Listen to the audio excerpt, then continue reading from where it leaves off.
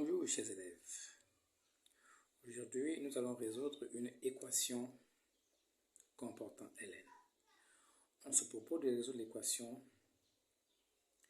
ln de x carré moins 1 plus ln de 4 égale ln de 4x moins 1. Nous appelons E cette équation.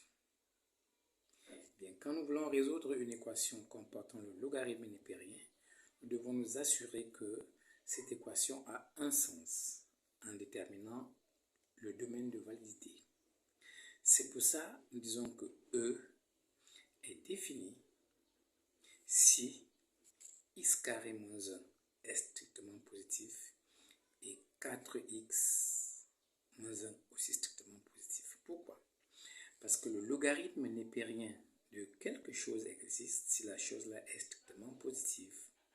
Donc pour que le logarithme népérien de x carré moins 1 existe, il faut que x carré moins 1 soit strictement positif.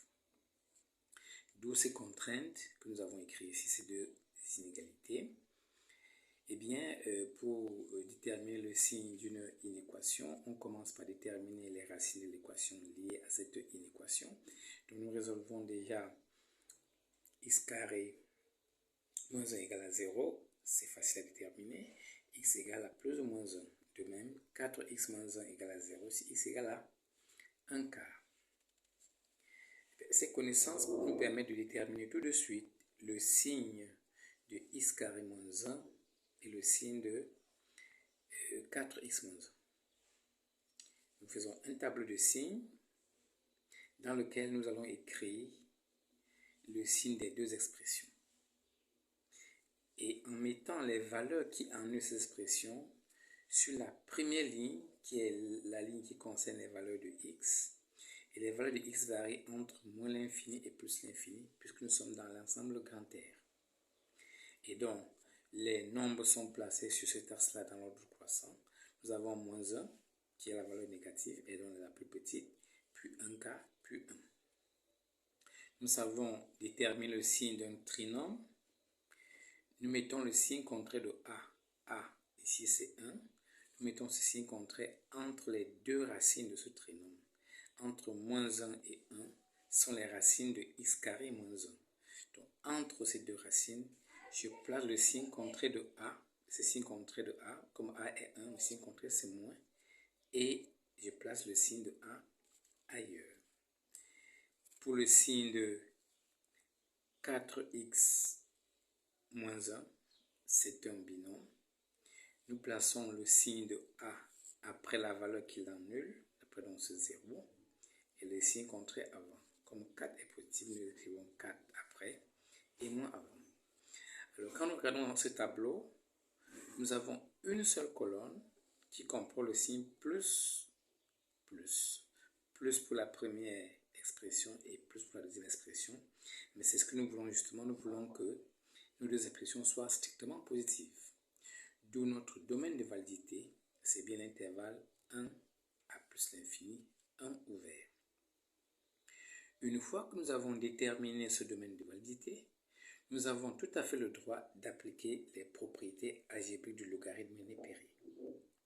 Et donc, quand nous reprenons notre équation, nous pouvons appliquer la formule qui nous dit que ln de A plus ln de B, c'est encore ln de A fois B.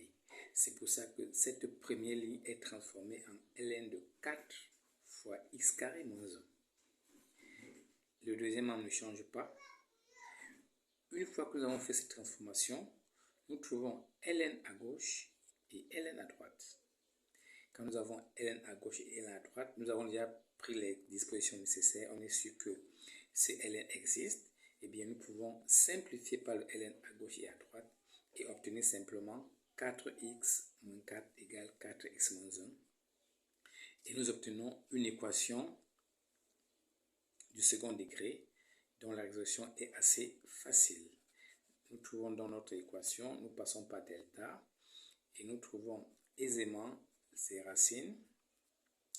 Et ces racines sont donc, si on calcule assez aisément, nous trouvons que comme nous avons comme racine x1 égale à moins 1 demi, on a simplifié tout ce calcul, et x2 égale à 3 demi.